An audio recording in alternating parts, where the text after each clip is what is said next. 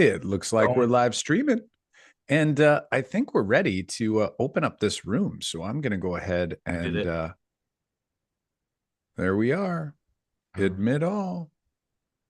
Take that off. They're funneling in. Good Hello, morning, everyone. Loretta. Hello. Good morning. How Get in are the you? chat.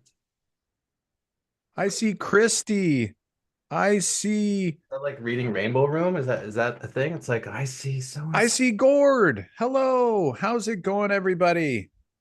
Good morning. Good morning. Good afternoon. Good evening, wherever you're coming to us from. We're Hey, excited to get going here. get This yourself in the chat. Let us know where you're coming from. Get that chat flying. It looks like it's already flying there, Kyle. Let's get rolling. We don't want to waste too much of your time. You got a full day ahead of you. A full Yes. day. How many sessions did you get into yesterday? Like think about that too as you enter in the chat. Like you're saying, hey, I see like people from Arizona, from hey, Ontario, here, Canada. But also let us know like how many sessions, or maybe today's your first day getting into sessions. Let us know that in the chat. We're going to get going as we do our kind of normal, kind of reminders here. But in our session today, we're going to be talking about designing effective mathematics professional development plans. Specifically, we use a four-stage process when we work with school districts across North America. We're going to talk about the four stages here specifically today, but we're going to focus on two of the stages primarily. So we might not get into the details of all four stages, but we encourage you to kind of reach out to us to have those conversations. Kyle, what are you seeing in the chat? How many sessions? What's I'm the seeing in the chat John hit the record button. Just kidding. That doesn't say that, but make sure you do there, John. I see some people from Texas. I see some people who are reflecting on all of their sessions. Kathy says so many sessions and all so good and super excited for today. So hopefully you're feeling energized. I know at the end of yesterday, I was feeling exhausted mentally and physically, but like rejuvenated in the same sense, hearing so many Mhm. great messages out there and having great opportunities to learn. I did not have a chance to jump into Gord's session, but I know Yvette was in with Gord, and there was lots of great puzzles going on, and there's tons and tons of great ideas happening. So we're going to get into it here. One sad reality, though, John, is unfortunately after today, the fun sort of goes away. But it What? doesn't have to actually go away because guess what? There is an opportunity for you to grab a ticket so that you can extend your replay access. Note that the revenue generated is really going towards helping us to put on these great events. This is the sixth annual virtual summit. John, I don't think we've taken a tally of our total number of participants over 6 years, but Oh, I'm thinking it's got to be around 100,000, potentially more, because this year we it's had got to be. 21,000 registrants who are joining us this weekend, watching replays, watching live sessions, doing all kinds of great things. So, for those who Well, want to extend access, know that the funds do help us to put on these great events. So keep that in mind. John, I think we've got a notification about our certificates, do we not? we do. So certificates, look for an email from us tomorrow. We'll make sure we get those certificates in your hands if you need them to submit to, your district, or maybe say the ministry, or another say governing body to get some credit. If you're looking in your account to see what the accuracy of your certificate, don't worry about what the account's saying. We were experimenting this year with the platform we're currently using to host. Seems to be some glitches, especially in the live session. So don't worry. We're resorting back to last year's method, which means we're going to get some certificates in your hands Monday. So look for an email specifically tomorrow for that.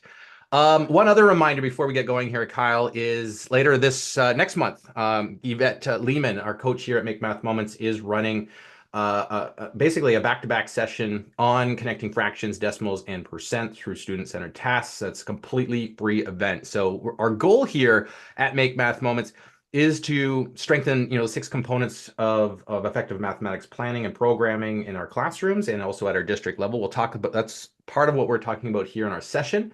One of those areas is strengthening the roots of our classroom tree or roots of our trees through understanding the mathematics we're teaching, our mathematics proficiency. So every single month, all year long, we are running sessions to build that up. And Yvette is running this session in December, back-to-back sessions, completely free to sign up. All of the sessions all year long will be free. In October, she ran sessions specifically on division with fractions, and then also in September, she ran sessions on division. You can actually still register for the replays of those sessions at that same link you're seeing on your screen. In January and February, you can be looking for the new sessions that we're going to be putting out every single month at that same link. That's where all of our events are going to be hosted.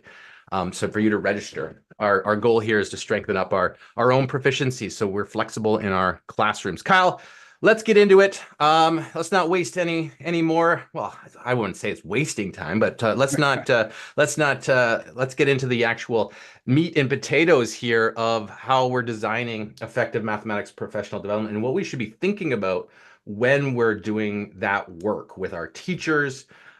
Maybe we're a teacher leader, maybe we're a coach, maybe we're a math coordinator, and we're getting into that work and thinking about it. So here's what we want to start off with. Kyle, myself, Yvette, we've been speaking with leaders of mathematics across North America and really the world for the last few years. And we've been asking them really one big question every time we talk with them is basically saying, hey, what's a pebble that's rattling around in your shoe right now? Like what's that thorn in your side when trying to work towards improvement in mathematics instruction and mathematics achievement? And we've been asking them kind of that question. So here's what we'd like you to do. You know, we've asked 200 or more math coordinators and coaches that same question. What we've done is we've kind of tabulated and tracked some of these main pebbles that our math leaders are currently having in the areas of supporting teachers in instructional improvement, okay, or improvement that's happening in our classrooms. So these folks that have been directly responsible and directly supporting teachers, we ask them, what's that pebble? We've got the top 4 answers here, kind of like tabulated. What we'd like you to do in the chat is get your thinking caps on here and go, hey, what could some of these top pebbles rattling around in our leadership shoes in terms of math instruction be? But also these might be the pebbles that are rattling around in your shoe at the same time. So in the chat, let's see what are rattling around currently, you know, in your heads and your experiences and what you're dealing with on a daily basis. It might even be like, Friday, this is exactly what happened. Here's the scenario. Get at that in the chat. Also try to anticipate what the top 4, like the most the statements that come out from our leaders, like this happened. These are the 4 most common responses. All right, Kyle, what are you seeing? I'm seeing a lot of great ones coming in here. We're seeing trying to shift teacher mindset. That's from Michelle. Meredith says resistance from teachers. So likely, she says regarding change, right? You're trying to make change and just feeling this constant resistance or constant barrier there. Some folks who are uncomfortable with math, teacher burnout, fixed mindset, lack of support. I see systemic barriers. I see lack of time for teacher collaboration. That's Kayla. Pam says time just in general. We see all kinds of great ones. John, what others do you see popping out at you? Yeah, mostly I'm seeing a lot of time. I'm seeing stuck in old methods from Marina. I'm seeing, parents resistance to the new math. And also Lewis is saying lack of clarity. So very, very common, pebbles rattling around out there. We're going to share, you know what, Kyle, I'm seeing some of the things that are in the chat are the things that are underneath these blue boxes up on the screen. So what we're going to do is we're going to unveil these 4, but these 4 aren't in any particular order. So we don't have it like, hey, this is the number 1 response, this is the number 2 response. These are kind of just in the order that we've got, and you'll see these as maybe some familiarity. So here's what we like to do. As we unveil them, we're going to do one at a time. Give us like a, I don't know, like a thumbs up. I don't know, but is thumbs up the right thing, Kyle, for like for like a pebble that's rattling around in our shoe. Or you could just say like, that's me too, or that's mine too, in the chat. If you feel like it's the same pebble, maybe I you've can relate, right, something like and that. some of these too, the way they're worded as well is sort of like trying to put it in the words that we're hearing from people. So some of what you've shared are sort of like, these big ideas you're going to see coming through these ideas. So here's the first one. The first one's, how can I create a PD plan that teachers view as useful and not just adding to their plate? So this one right here, I want to pause for a second because like there's multiple challenges or pebbles that are incorporated in this sentence that you folks shared, because what I'm hearing here is this idea is like when a teacher doesn't see it as useful, oftentimes that's that resistance you're talking about, right? Like they're not seeing it as useful. That's why they're resisting. They're not doing it because they don't like you. They're not doing it because they don't want good outcomes for students. They're doing it because they just don't see it as useful. And how do I add it to my plate when time is the challenge, right? When will I do this stuff? What has to be removed from my plate? Or nobody ever tells me what I can remove from my plate. All that seems to happen is it just keeps piling up and up and up. Here's another one. How can I structure my support so that I reach more teachers when, hey, we don't have any budget. We don't have any Mhm. budget for this. This is a common one we are getting a lot, is to say like, I want to make an impact. I want to support teachers. I've got lots of plans. I got lots of things. I've got lots of resources at my disposal, but how do I structure it? Like, what does it look like when I get in there and try to help a teacher when there's no release time? I don't Mm. have like availability to pull teachers from actual classrooms. I can maybe do the kickoff session in August at the beginning of the year. Maybe I get FaceTime with them, once, maybe twice. Each year. Now, you also might be in a district that's like, we've got PLC time, but then that PLC time is like, we don't touch the PLC time because we're not supposed to touch the PLC time. So there's a lot of barriers here, and we saw that in the chat too. Kyle, here's another one. Yes, yes. This next one is the idea of like, and I heard people talking about this one in the idea of mindset. Like, how do I get more teachers to become lifelong learners and take more ownership in their professional development? When we're trying to help educators, sometimes it seems like, and I'm saying seems like because I actually don't think this is what's really happening, but it seems like when they're pushing back, it's like they don't value growth or that they don't value improvement. But in reality, there's usually something else there. And we'll chat a little bit more about that in today's session. But this Right. one's a huge one where we want teachers to actually take more ownership. We want them to continue growing, but sometimes it feels like an uphill battle. Totally. And I'm just going to give a small short plug here. If you were in Chase Orton's session last night, and you can go watch the replay, put it on your to-do list to watch the replay from Chase Orton. Powerful message around creating and inspiring growth for teacher leaders and teacher professional development from the inside out, from taking kind of first steps as our own teachers, as a teacher, helping them kind of create that momentum, that motivation. So make sure you add Chase's session to your list to watch today. Yeah, I'm seeing people already say in there like how powerful that session was. It was great session, and I think we're speaking to a very similar audience here. Kyle, last one here of the fourth. Yeah, this last one here, I didn't see as many people honing in on this one, but I think I'm going to see a lot of thumbs ups to this one or people that agree, is like trying to figure out what to focus on because there's so many things that we want to focus on, right? I want to see math talks happening in the classroom, which is math discourse. I want to see tools and models and representations. I want to see conceptual understanding. I want to see students still growing their math fact understanding and their ability to know their math facts. Like we want to see all of these things, but how do I actually do it in a way where I can have impact and achieve sustainable results? This one's a big one. Mhm. And one of the really the most important pieces that we have to get a handle on as district leaders if we want to actually start moving that needle.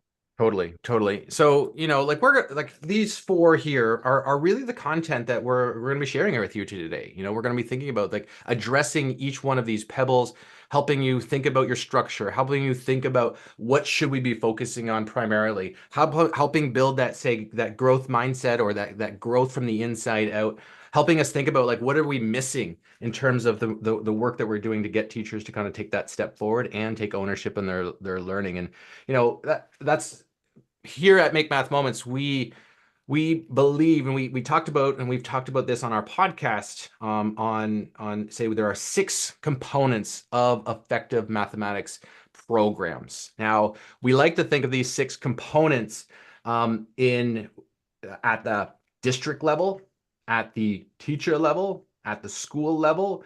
It works on all these tiers where when we're thinking about like, okay, if I'm at the district level, when I think about the trunk of my tree, I'm thinking about my classroom pillars or my pillars of leadership. Like this is my vision. This is our leadership. This is the direction we're going in. This is our goals.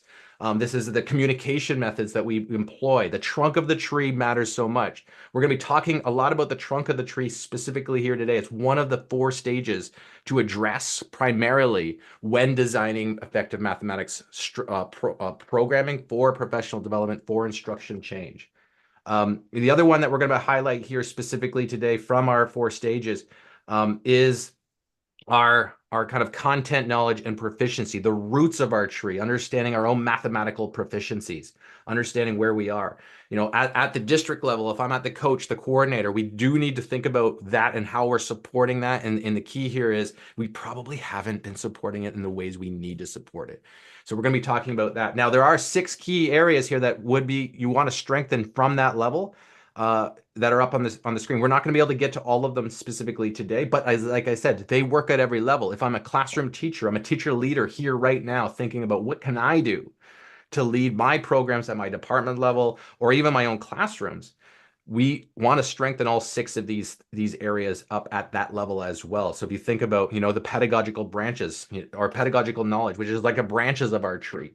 Like these are the moves we make in our classroom. These are our teacher moves. These are the 8 effective teaching practices. We want to be able to focus in on those and strengthen those up. But that's not the only part. There are 5 other parts that we want to be able to strengthen. And a lot of times we only think about professional development in that one area. So we're going to focus on those top 2 up at the top mostly here today when we're going to design these things. But really, when we think about the pebbles, we kind of always come back to this one pebble, this one question is like, how do I help educators shift their practice? And I'm going to add something here, Kyle. Probably, and this is what I'm hearing a lot lately, like the conversations I've had last week with our teacher or our leader partners, with people who reach out to us to ask for assistance, for guidance, for coaching help.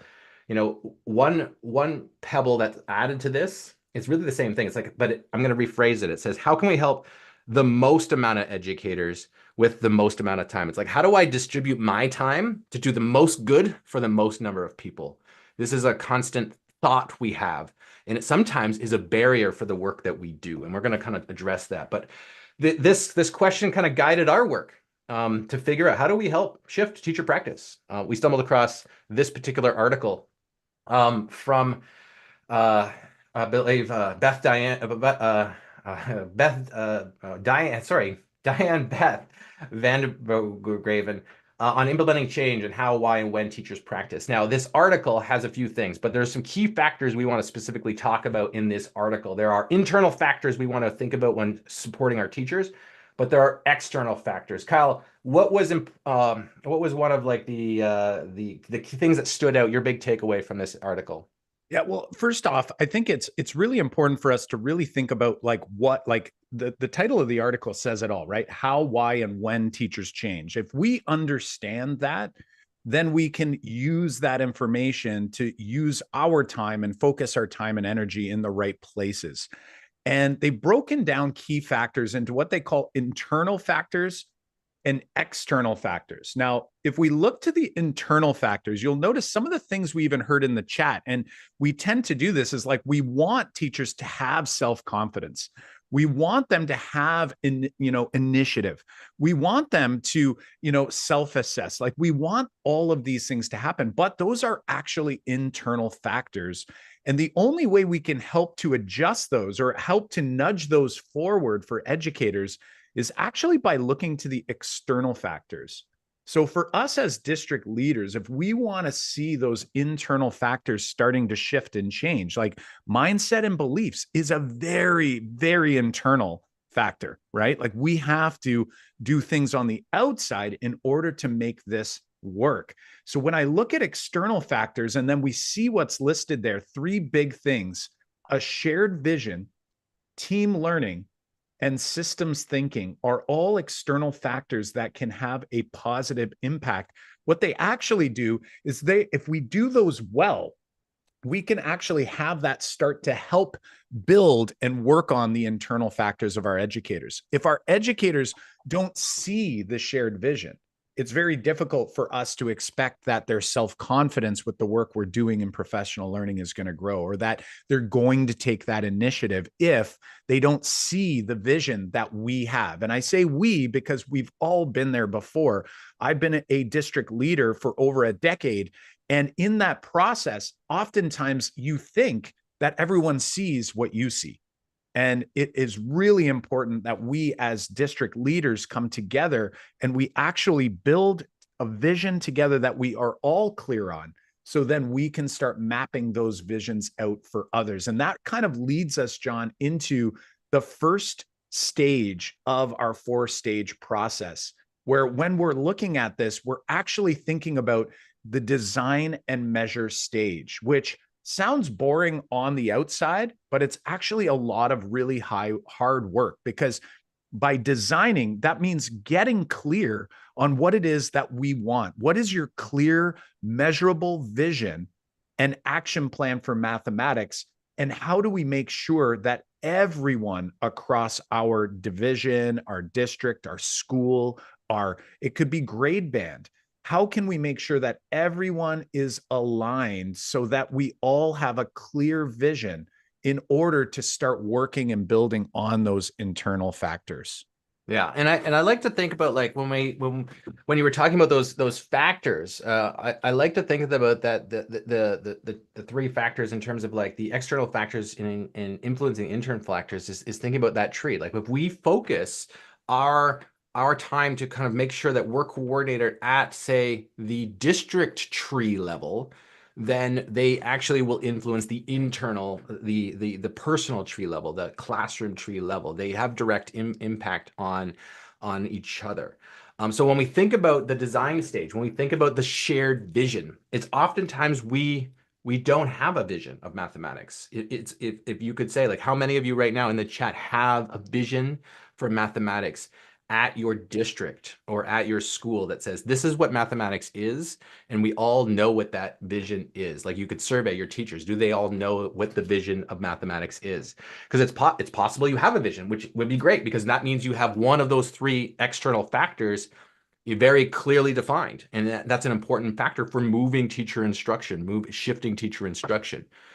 I want to bring up another article that we found very insightful and very impactful for the work that we're doing on a regular basis for these 4 stages. And this is from Dr. Alan Schoenfeld. He wrote an article called Why Are Learning and Teaching Mathematics So Difficult? Kyle will drop that link in the chat if you want to take a look at that specific article, because we basically built a summary article that links to his article, but also summarized it, what's important about his article on the work we're doing, but also the work you should do. And there's 2 things that really we pulled from this article today, specifically talk about that's actually preventing, the change that we're trying to make, because he talked about, 3 big areas in terms of what's affecting mathematical experiences in our classroom and why it's so hard, which was like thinking mathematically, which was about the mathematical environment as well, but also he also talked about external factors in there as well. But specifically, the 2 that we wanted to pull was these 2. There's a misalignment and lack of priority, or too many priorities in our districts. And the second we're going to talk about here is the lack of clear, measurable, and tangible vision for plan and mathematics. He talks about that specifically in the article, and that goes directly links to that first article. There's 2 articles saying, hey, do we have a clear message? Do we have a clear vision for mathematics? And it's likely that we don't have that clear vision for mathematics. So here's what's happening, right? It's probably likely that we've got, say, so many things. We've got we got bright spots, we've got great pieces over here. We've got like, hey, this is happening. That's great over here. And then you're also going like, I'm going to grab this resource and I'm going to grab this resource and I'm going to grab this resource. And you're kind of saying like, hey, these are the things we're working towards. These are the things that are great for mathematics classrooms. But you're trying to build, sometimes it's like you're grabbing pieces of a puzzle, you know, like you're grabbing this puzzle, you're grabbing this puzzle piece, you're grabbing this puzzle piece. And you think with that main, remember that main pebble? It's like, I want to do the greatest good for the greatest number. So we keep collecting resources. You're here right now, collecting resources throughout this weekend to hopefully go back to your teachers and share with them new nuggets of info, new strategies to try in their classroom, more effective strategies in the classroom. But what's happening here, right? You probably have all these pieces in your back pocket, or you've learned about them. You've maybe even tried them when you were in the classroom. And if you're in the classroom, maybe you're trying them now. That's one of your goals. But what's happened here is like, it's likely that you have a picture of what you want your own math classes to look like. So you've got these puzzle pieces, right? And it's like, have you clearly defined what the puzzle box looks like to yourself? So a lot of times it's like, we got all these puzzle pieces, but for what? Like, we think we know what we're trying to build, but it's very clear that we probably even haven't written down, this is exactly what this puzzle box looks like. The picture on the box is blurry, but we have to make it clear. We have to make that puzzle box clear. And so when you're grabbing all these puzzle pieces, you know, you're going like that one, that one, that one. And you're like, I don't know how to, first, I don't know how to fit all these together yet to build the box, because partly is I don't know what the box looks like, but here's what's happening.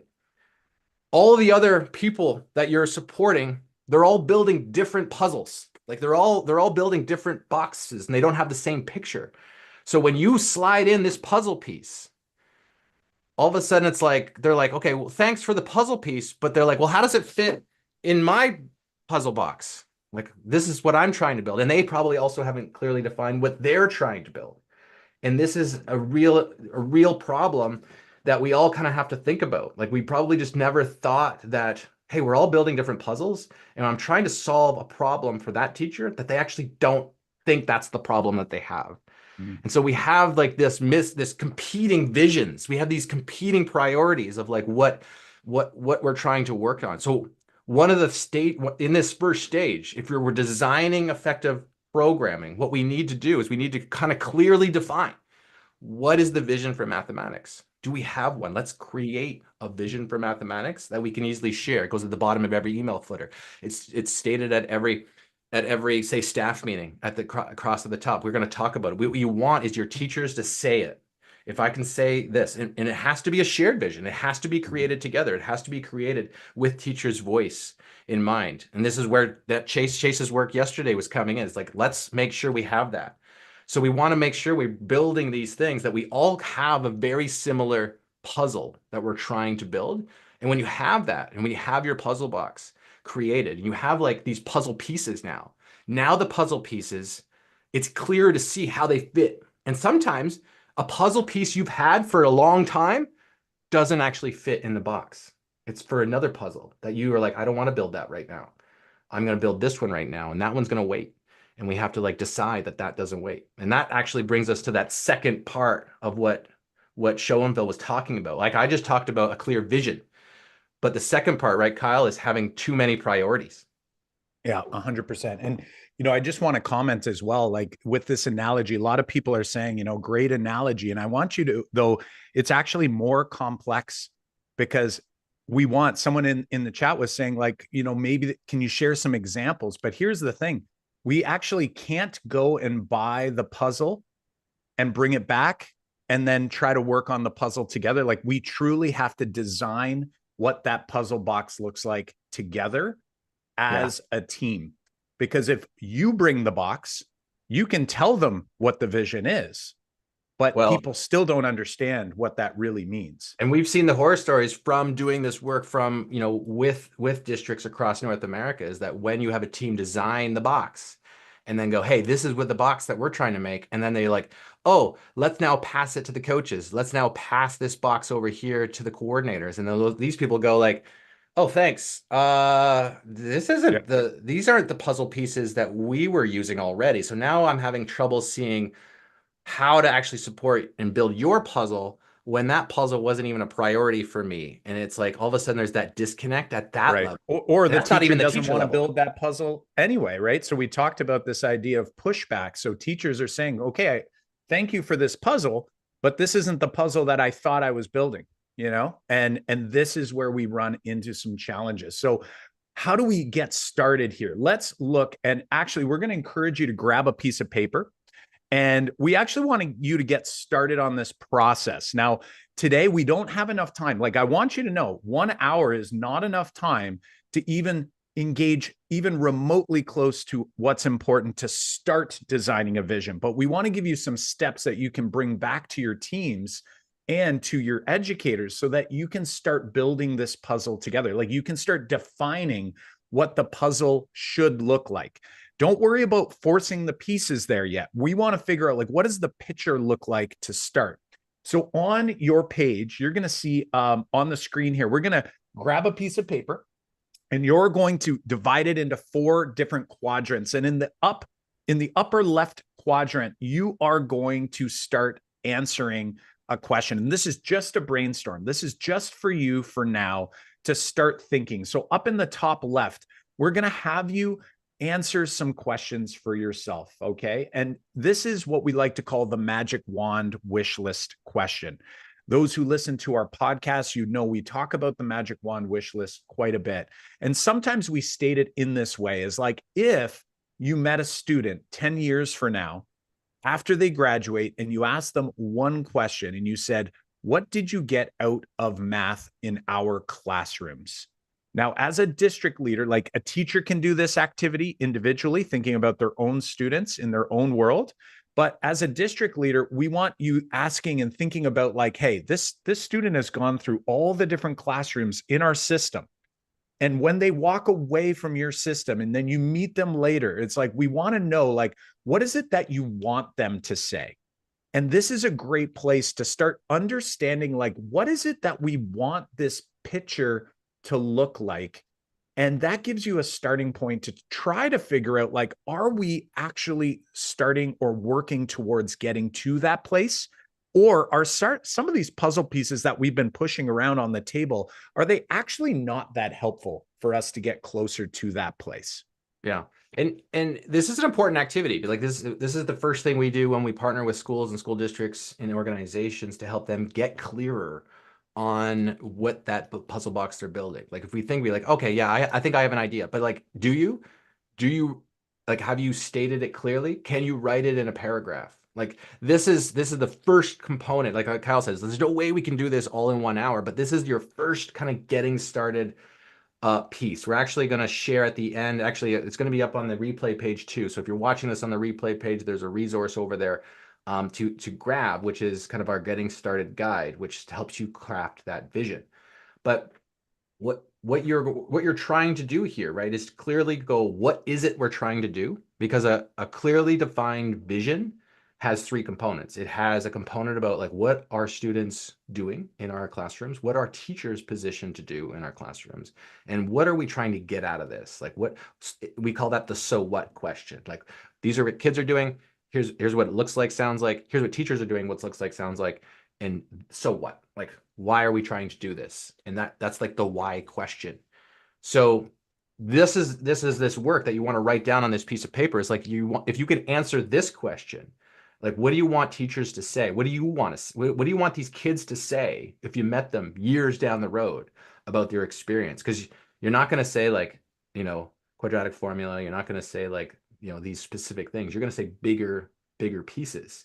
And this is the why of the math education. Now, this is an activity, like Kyle said, you do as well. So this is where the tiers come in. Hey, if I'm at the coordinator level, I'm a math coordinator, I'm a math coach. If I'm a math coach and I have all these levels above me, and I'm working with a particular teacher, you do this anyway, because now you have a guide of that puzzle box completed to help that particular teacher, and you help them do the activity as well.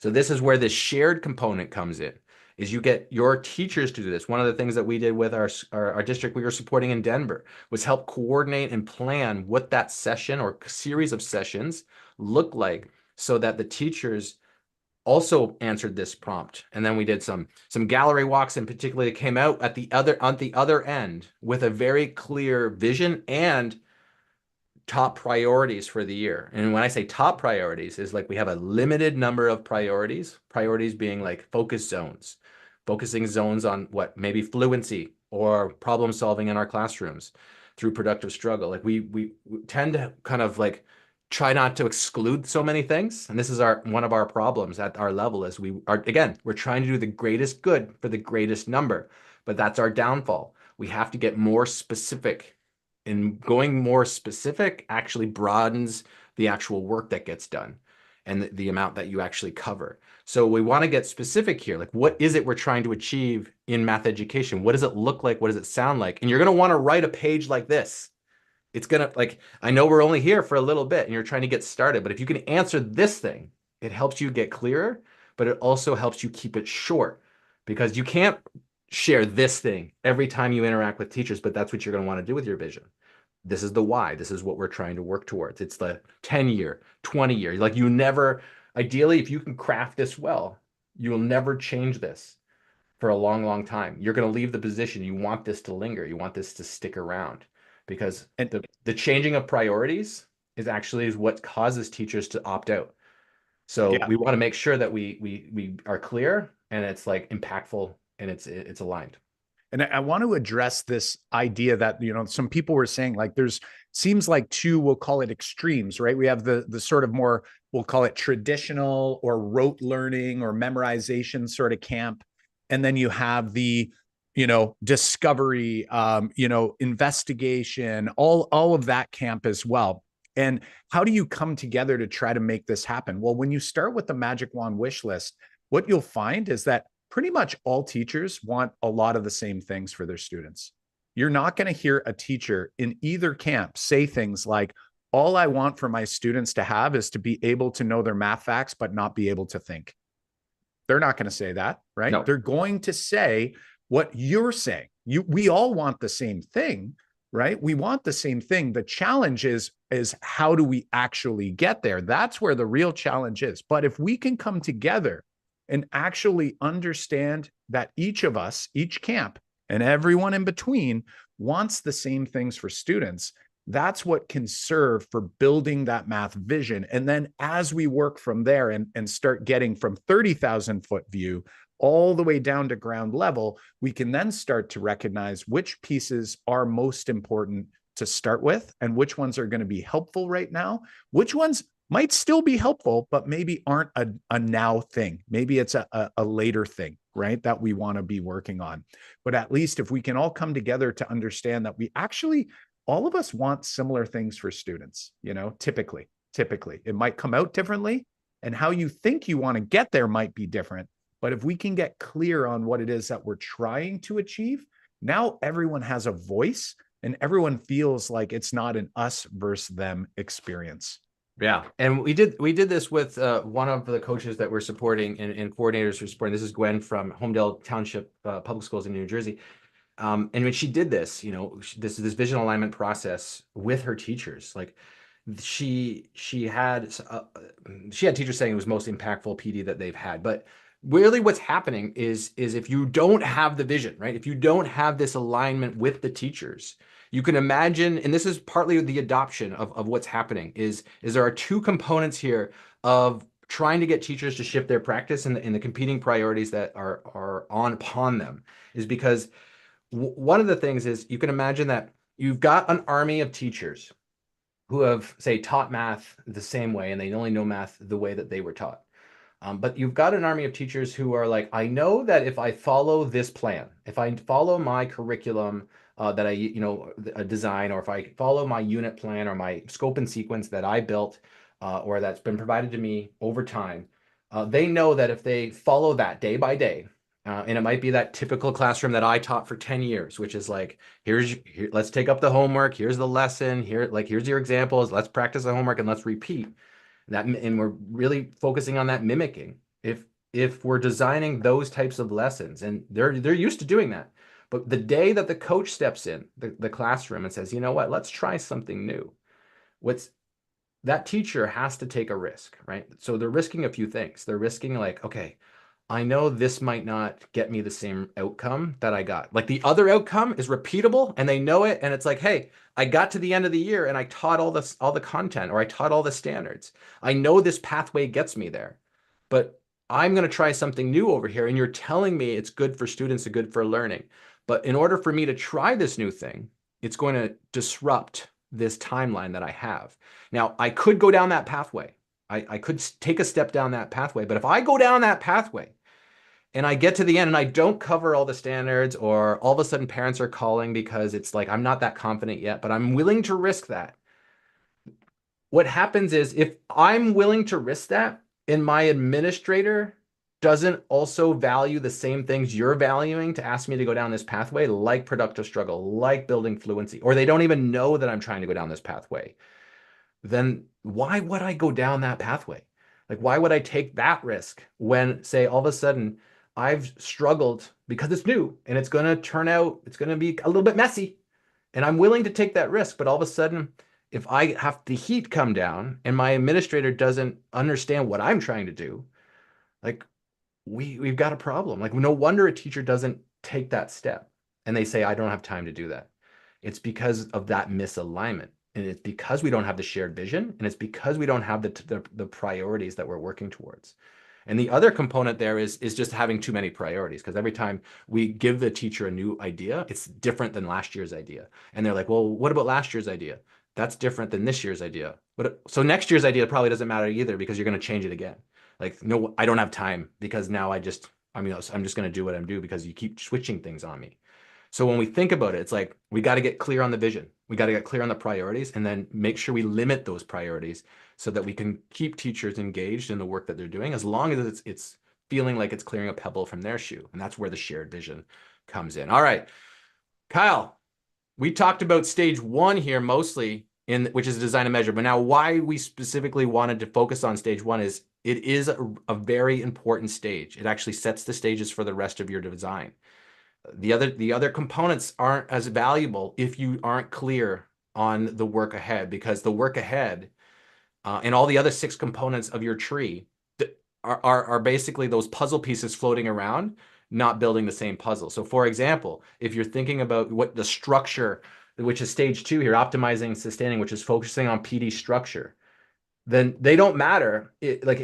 Almost like I could design a structure to support my PD plan, but if I don't know what the focus of the PD plan is and the priorities of the PD plan, then it doesn't matter what the structure looks like. Because it's often you've got a coaching structure or a professional development model currently that is misaligned to what your actual goals are. So you have to have the goals. But also, building capacity stage has to be aligned to the goals, because it's like the goals become your filter. If all of a sudden you got a new curriculum that's passed down, we have to do a curriculum adoption. Well, how do I choose it?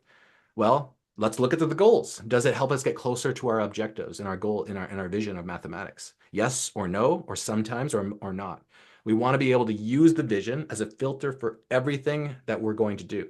So that's why we've spent most of this chunk of time, even though there are 4 components here of building programming. You got to get clear there. Like, if you took away one thing, it's about, let's make sure we've got a vision that's clear and orientated to the work that we're going to do. So Kyle, what do you say? Let's jump to the build capacity stage, because I think that is an important component that we want to think about moving forward.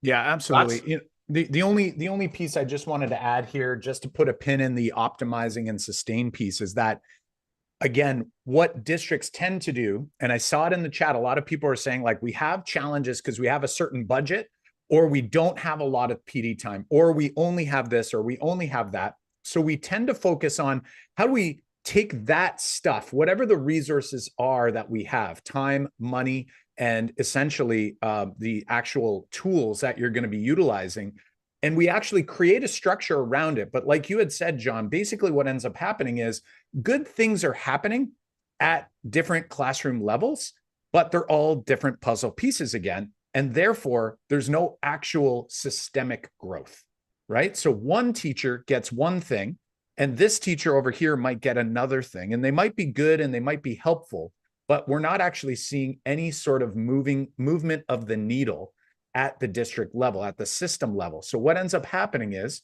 we then rinse and repeat. But when we like rinse it all away and we start from scratch the next year. And Right. then teachers get this idea and it perpetuates that, you know what, it's just going to be a different thing next year. So there is no stickiness to the actual learning. So making sure you optimize those channels and knowing what it is that we're all working on so that we can all go out and push the same puzzle piece and then measure how that puzzle piece has grown or not. And if the answer is nothing has changed on a data perspective, maybe our goal is too big. We need to tighten up the goal. What we don't want to do is move to a completely new goal because we quote unquote did that. And that's the mindset that we often get into. This year, we're going to focus on number talks. We'll do some number talks. We don't see any growth anywhere. We have no clue if everyone's doing it or how many people are doing it or how effectively it's being done. And then next year, we move on to the next thing. And then guess what happens to number talks? They eventually go and fall by the wayside. You get that 5% of teachers that will try their best and their darndest to do every single thing they've been asked to do. And then they get burnt out. And then the next thing gets piled on. So being clear on that is very, very important. Yes, for sure, for sure. So when we think about kind of optimizing the structures that we're dealing with and making sure that we, accounted for the work that we're doing, with teachers, that does, bring you into the build capacity stage. And the building capacity stage is probably the most overlooked stage in, say, the work that you're doing. So I think, because we, as I said, we've talked with leaders across leaders, and really, the building capacity stage is when we think about that. When I said that probably out loud, you're probably like, yeah, we need to build capacity. And this is the word that we hear being floated around right now, all over all over, which is important, is we want teachers to be using the curriculum with fidelity, right? So this word, this phrase has been out there for a while. We hear it all the time, which is basically when you hear it, and what leaders right now are saying, and what you're saying, or what teachers are hearing, is like, I got to focus on the branches of my tree, which is the pedagogical moves. I want to get teachers to be like, I want flexibility in the classroom. And I want those teachers to be like taking these moves and performing great actions with them, and getting these kids out of their seats and getting thinking in our classrooms. And we think about the pedagogy, but what we're really after is the barrier there is that even though we want that, that's like an outcome. And then the outcome of that is having student achievement, is we're forgetting about what's come on before that, in terms of what makes a teacher be flexible in the classroom and what doesn't. So when you think about going back to this article here about why teaching and learning mathematics is so difficult, Schoenfeld, talks about what specifically is happening in mathematics, right? He's saying that school mathematics is the fossilized remains of real reasoning processes or real mathematical thinking. We're just mimicking, as what Peter would call it, Peter Liljedahl, who presented yesterday, and he's presented, I think, at all of our summits. But this is a kind of a component that we have, say, been missing specifically. And in the three components of his article, and we think about thinking mathematically, when I said before about building capacity, we probably are thinking about the learning environment. Let's make sure our pedagogical moves, our shifts, our strategies for our teachers have them. But we have to actually help our teachers with thinking mathematically, because if you think about the army of teachers you have, like I said before, they all came from the same system. We all learn math the same way. We all learn. This is why you hear the term the old math and the new math, right? It's we all learn math in a very mimicking, procedurally way. We have the one algorithm to solve this problem. We have the one strategy to solve this particular problem.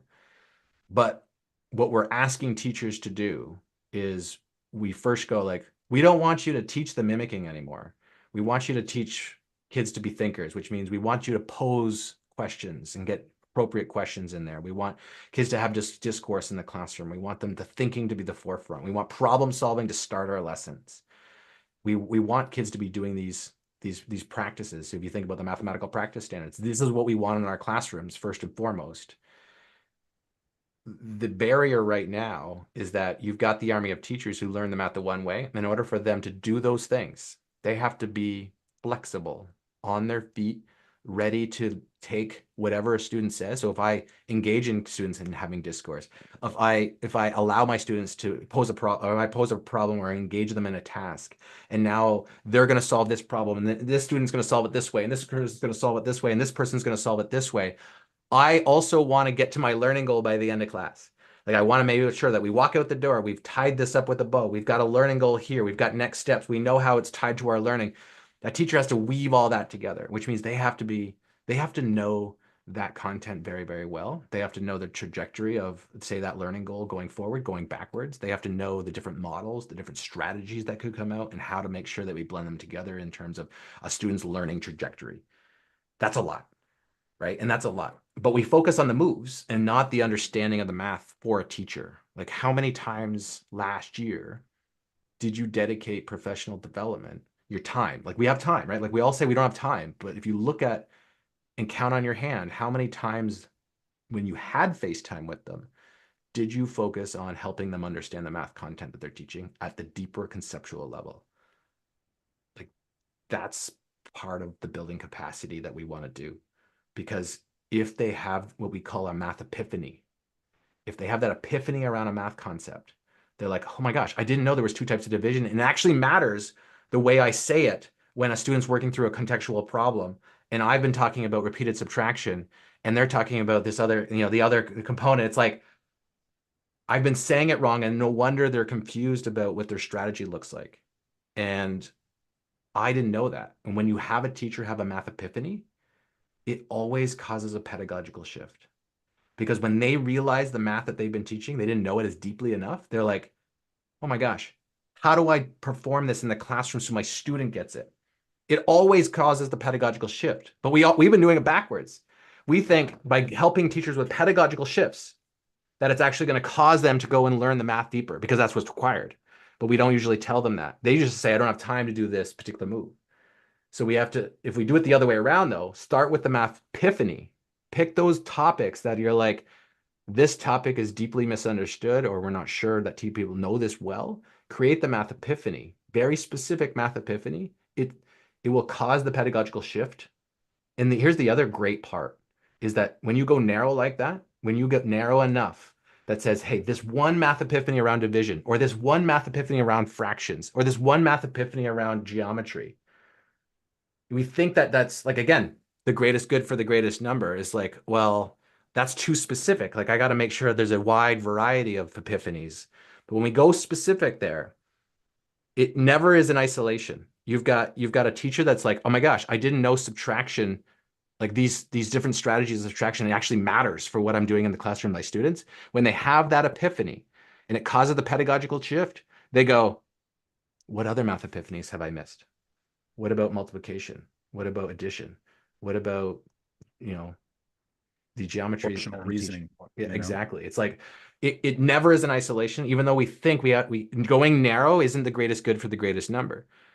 But when you go narrow, it spills over into the other areas and it actually starts creating teacher leaders because they're going to be the ones that are inspired to do the work. So when we think about this, when we think about designing our plans, I want to show a model here. This is actually from the coaching, Everything You Need for Coaching Mathematics. This is a great book. Actually, Jenny Bay Williams presented yesterday. Go check out her session. But Maggie Magatha, also co-writer here with Beth McCord-Kobet and John Ray. They came up with this, they call it the Leading for Mathematics Proficiency Framework. So basically they were saying like, we want mathematical practices to dictate the work that we're going to do. Like these are like the things that we say, like these are the whys. This is where it's tied to the vision that you're going to come up with. Like this is the practices we want students to engage in. We want them to like have this experience. Like this is the why we're doing this. This is the why we're doing this. Usually our vision is centered around the mathematical practices. But then that usually helps you pick your zones to work on, right? Like what are my zones that I want to work on this year? This is about you limiting your priorities. This is about you getting specific on what the support looks like this year and how we're going to measure that. So that's kind of done in stage 1, stage 2. Usually that dictates what shifts you're going to make in with classroom teachers. Like what should we do when we're supporting them? When I'm using my one-on-one structure, I'm going to help create some shifts. and then that trickles back up, right? So this is their framework. Now, this is an amazing framework to start from, but what I've been talking about here about the stage 3, about building capacity, when we say, like I said at the start, it's like building capacity when we start thinking about the shifts that have to be made. We like to, well, the work we do, we modify this framework. So this is the framework we actually want to work from. So we start the same way with the vision. We start with the mathematical practices that help you shift the vision so that we can state this vision. That dictates the objectives, the zones you want to work on, but also in the middle, you not only have the shifts you want to make pedagogically, but you got to know that we have to make shifts for mathematics proficiency for teachers. Like what shifts, what epiphanies can we create this year to help them shift there so that it causes the pedagogy? So in the middle, we have this like rotation that's happening, this kind of funnel, this kind of flywheel that's happening in the middle as well, is to go, hey, I'm causing a shift. Yep, I'm causing a pedagogical shift and causing a mathematical shift. I'm causing a pedagogical shift, and that actually supports the objectives. And then that can go back and support the mathematical practices. So we don't want to miss the support you're providing to strengthen teacher mathematical practices.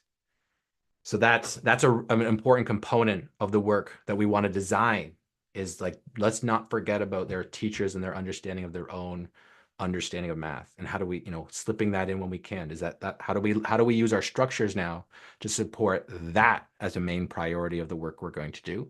And how do we make sure that that transfers into the classroom? So when we think about, say, that on our page, we've got like our clear vision is an important component. We've gone to optimize some of our channels and access, our structures, our coaching programs, our one-on-one coaching programs, our large group coaching programs. But how many more math epiphanies can I make? Like, I'm going to challenge you. We've got a couple minutes left of this session, but you're here to learn more about, say, things you can bring into your programs. I'm going to say, when you go back on Monday, tomorrow, when you think about, I'm going to maybe make some work for next year's goals and have all of a sudden I have a goal and I've got a priority list. I've got a vision created for going into the next school year. And I'm going to track the progress we're going to make on those goals throughout the school year. In the action plan you're creating, answer this question: what math epiphanies am I going to create? And which one is the most important to create this year? We've got a district that we're supporting right now, and we help them get very, very narrow there so that they can go wide, right? It's not in a silo, it spills over.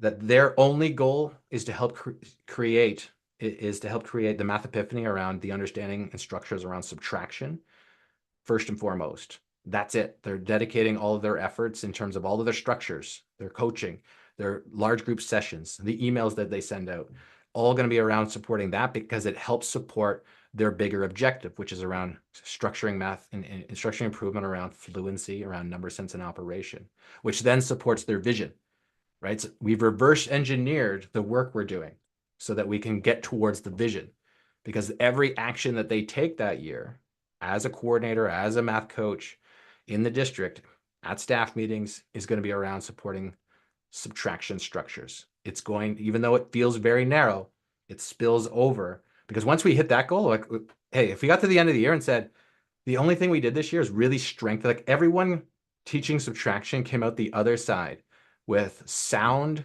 foundation of the structures and teaching in the models to teach subtraction well with our students across the grade levels, that would be amazing. Like, because now all of a sudden you've got the structures and the strategies that spill into the other things, because you're going to use models that stretch.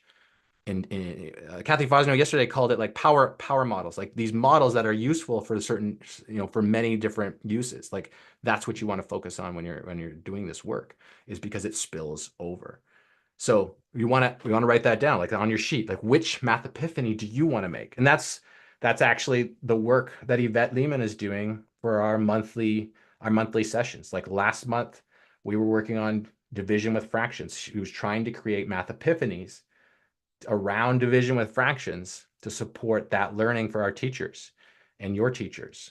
And the month before that was just on division and understanding the two types of division. This month coming up, we're relating fractions to decimals and percent. She's going to do math epiphanies there. She's going to help you with a math epiphany around that idea that you can then transfer to your teachers. Or if you're a teacher, you're going to transfer it to your students. Like that's the goal of the building capacity stage. And that's why we're doing that monthly.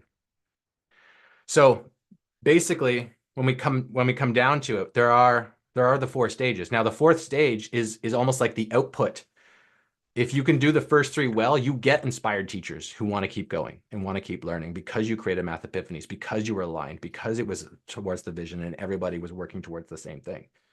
So I know we're going to run out of time here, but this is the 4 stages that you want to think about. And so you've got kind of those 4 areas. I'm going to show you the fourth piece of the paper here, right? Is to have these 4 things answered, 4 things thought about when you're going to design your math programs. So feel free to take a screenshot there, because we didn't specifically jump into the creating psychological ownership and trust, but really, if you do the first 3 well, that's what you actually get when you focus on that 4th zone.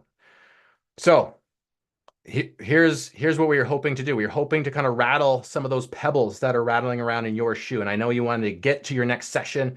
I know Christopher J. Childs is presenting right now. You might want to jump over there. He's got a co-speaker with him. I want to give you one more reminder about Yvette Lehman's session in December, makemathmoments.com/training. We're going to create a Math Epiphany over there. You can register completely free. Don't forget, today is the last day to have access to the replays, to the sessions here today at midnight Eastern time tonight. The system here locks everything up. If you want access beyond that, go ahead and add a ticket. There's the $39 ticket, which gets you into the Academy for a month or longer. The $29 ticket will get you access till next Sunday. Okay, so if you want to extend your access, go grab a ticket. You can add it to your account before you leave here today. Look for an email from us tomorrow about how to get your certificate. Okay, so don't worry about what the system is telling you. It's not accurate. Go look for an email from us. We'll show you exactly how to generate your certificate based off the work that you put in all weekend long. So thanks everybody. I want to thank you for joining in here today, and I look forward to seeing you in the other sessions. I'll probably see you in the other sessions throughout today. So thanks a lot.